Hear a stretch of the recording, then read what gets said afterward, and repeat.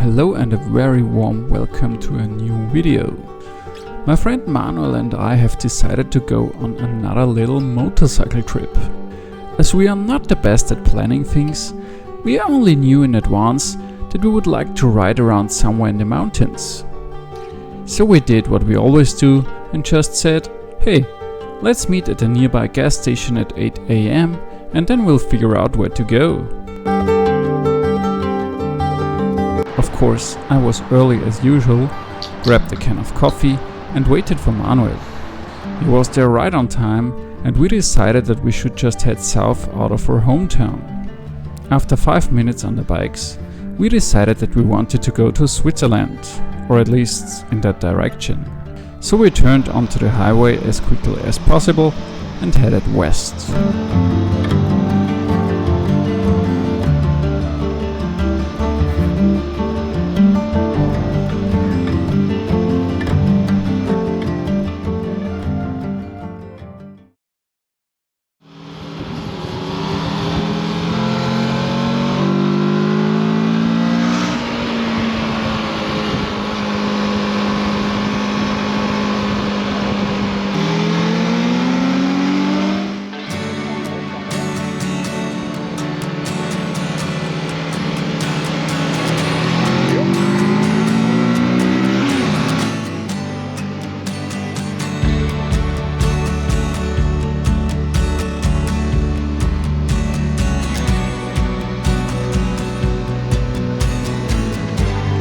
After about 2 hours of riding, we had enough of the highway and took the next exit to take a more scenic route.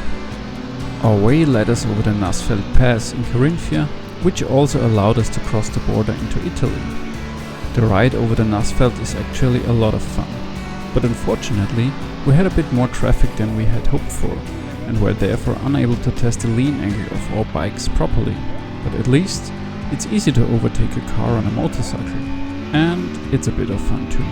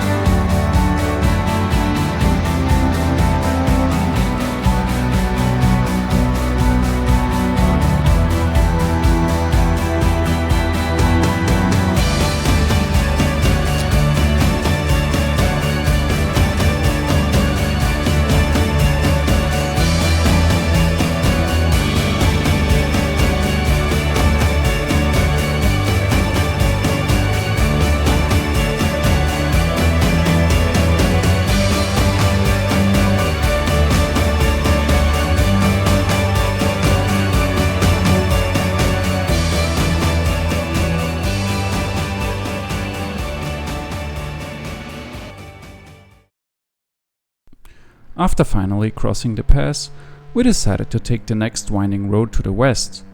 This road once again took us over a small pass, the name of which I have unfortunately forgotten, with plenty of bends and a terrible quality tarmac.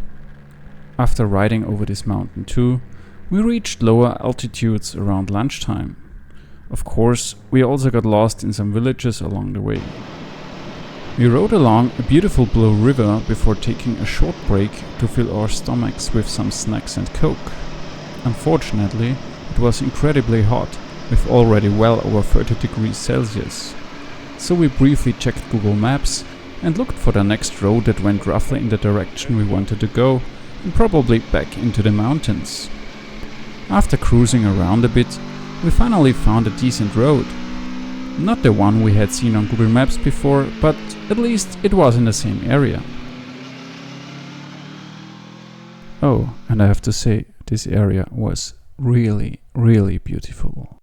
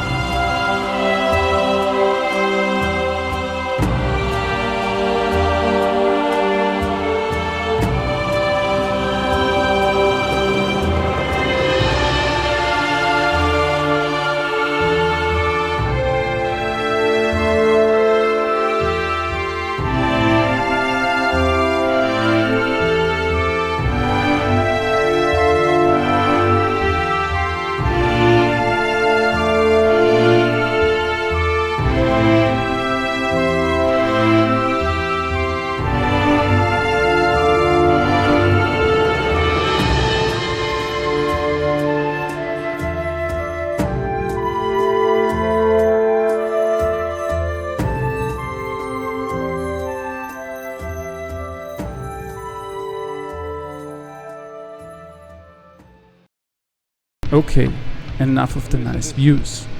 As our motto is, preparation is a sign of weakness, we haven't yet made any efforts to find an adequate place to sleep.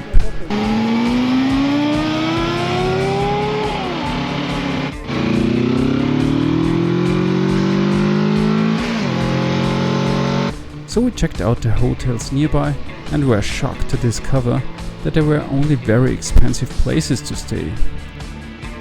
You really can't expect it in high season, preparation and such things, whatever. So we started to expand our search radius. The first reasonably priced hotel was about 70 kilometers away, so we briefly memorized the route and got back on the bikes. Of course, we didn't really memorize the route and rode around somewhere again until we found the right way. After 10 hours in the saddle, we didn't really feel like riding anymore, but we had no alternative anyway.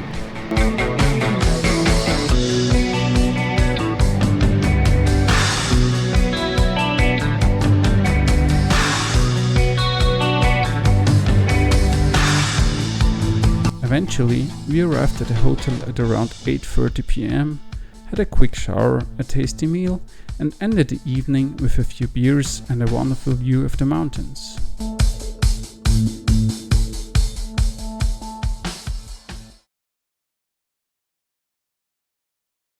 Fixstund får vi schon nur 93%, weil es eingefallen noch, ne?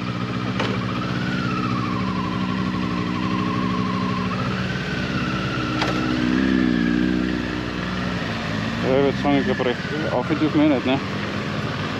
Weiß ich nicht, kommen wir mal rein.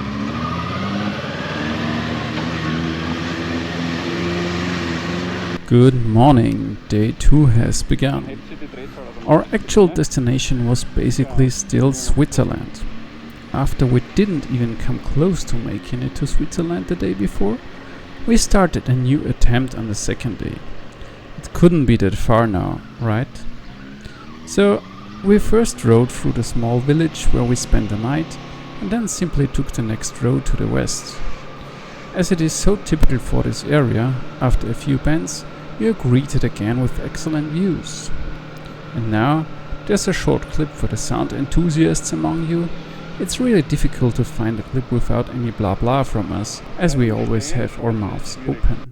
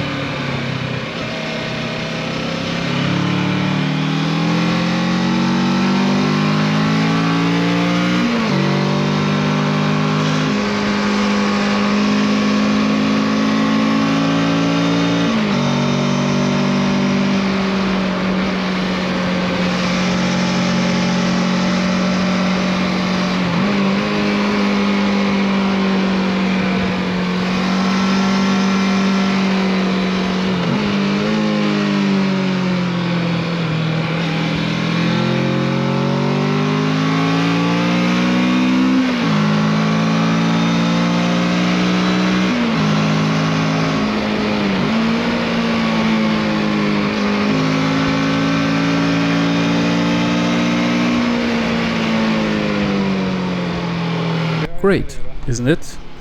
Almost every road looks more or less like this, only sometimes with a bit more traffic and even more beautiful views. And so we continued our journey between mountains and valleys.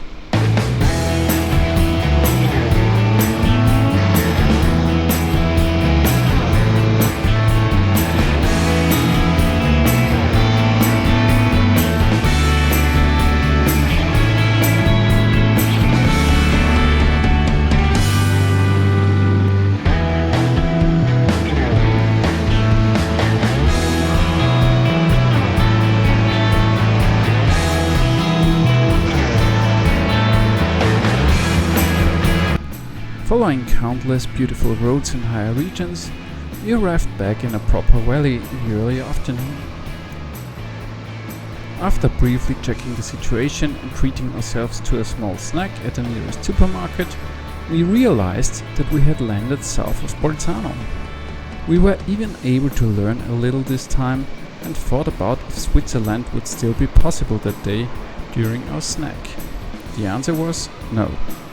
Not if we want to ride there on nice winding roads. So, contrary to our plans, we booked a hotel in the Austrian Ötztal without hesitation, as it was supposed to be cheaper there. However, as I said, we wanted to take a twisty road, so we looked for a great looking route on Google Maps and headed in that direction.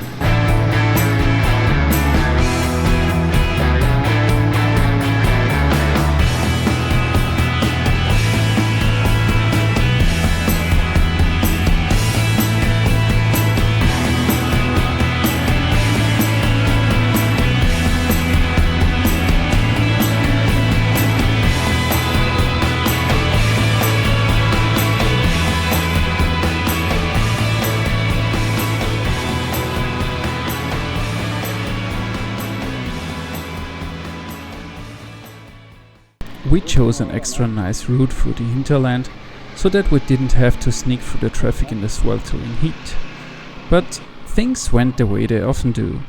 We got lost here and there, like in this charming little village, and ended up having to turn around and ride half the way back because some Italian construction workers refused to let us continue. Unfortunately, there was no detour either, as they were working on the only connection road. So we couldn't get around it, and we still had to deal with the city traffic, even though we tried so hard to avoid it. But towards evening, and after a lot of tiresome sneaking through traffic, we were finally on our way to our last pass for the day, the so-called Timmersjoch, or Passo del Rombo, which connects Italy with Austria. The Timmersjoch is a beautiful toll road that is very popular among motorcyclists.